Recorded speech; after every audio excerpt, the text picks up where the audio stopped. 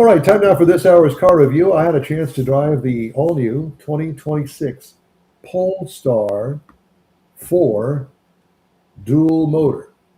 Now, let me go back here just for a moment, because when Polestar began a few years ago, it was under the Volvo umbrella. Well, that ended a long time ago, and I was not aware of that because I had to do my research. Who builds the Polestar? It's a company called Geely Motors, Geely, Geely Motors, China. It comes in several versions, the Polestar 2, 3, and 4. I had the 4 that had dual motors. You can get it with a single motor because it's all electric. Standard electric SUV is what the government calls it. Seats including the driver, 5.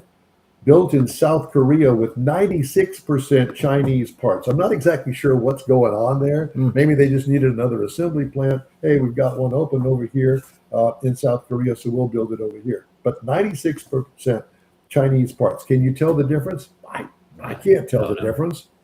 And so whatever, it's all new. Exterior features. There's no rear window. What? That's coming. No. There's no rear window. If you want to look out the back, you've got a back camera back there. It sounds like it's weird looking, but from the back, if you're looking at the vehicle from the back, it doesn't look weird. How they did that paint and the way that they've got, there's a good picture of it right there. It looks like it's got a rear window, doesn't it? Yeah. Well, it doesn't. So forget that. Split headlights.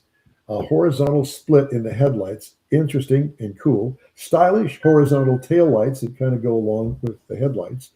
It does have a glass roof, and there is no shade. Now, obviously, I drove it a couple of weeks ago, and the weather was just fine. And I got a little tip of the fact that I parked it for about an hour, total sunshine, and I got in, and it was a little warm in there. Well, because it was turned off, okay? If you turn it on, it's got one of those roofs that dims. It has, that when it sees the sunlight, when it's running, it dims. It kind of like a tint is on it. It's really cool. Now, how it works like that, I don't know. But I drove it basically in the early morning and after the sun went down. So that's something that you might want to consider, especially here in Houston, Texas, where we are. It could be a problem without a kind of shade up there. Again, what could use improvement? Shade for the glass roof. Interior highlights. 15.4-inch center display. Oh, wow. You know how big that is? That's huge. 15.4 inches. Yes.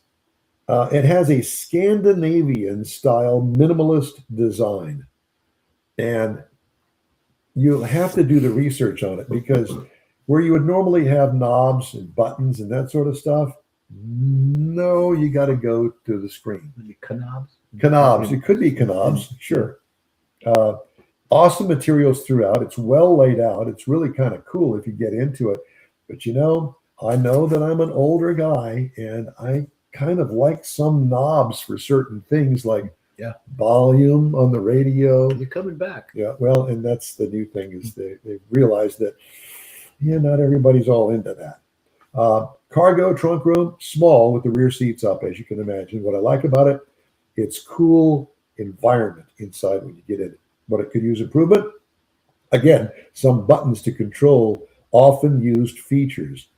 The problem here lies that eyes have to go off the road to locate the functions via a screen. And stop, think about that. I think that you'll agree with me. For many of the functions, it's really not necessary other than to clean up the dashboard. Engine, dual electric motors that turn out 544 horsepower and 506 pound-feet of torque. Transmission, none. Direct drive. Range, 310 miles. I'll tell you about more of that in just a second. Miles per gallon range in the city, 90. Highway, 80. For a combined of 85 miles per gallon E. Wow. I don't know how many miles, but I did have to stop and put a DC charge on it that cost me $35 and took almost an hour out of my day. That's a problem for me personally. What could use improvement? A level 2 charger in my garage would be nice. So next time you send me one of those down to drive, please install that charger in the garage. Make it Put a it lot on a easier pool. for me. Put it on your Ride and handling, nice ride, although like other electrics, it felt heavy. What could use improvement? I don't know. Rode pretty good, I guess, overall. Base trim price, $62,900. Prices tested, $67,400. You can get in one of these for a base model price of $56,400. Wow. Competitors, Hyundai Ioniq 9 SUV for $58,953. Hyundai Ioniq 6 sedan, $37,850. And the Tesla Model Y SUV starts at $44,990. So it does have competition. Next week, I'll review the Toyota Supra with 400 horsepower through that BMW straight six in it. Woo! You like cars, race cars with a license plate on the back of it? Here is your ticket. Go-kart. Yeah.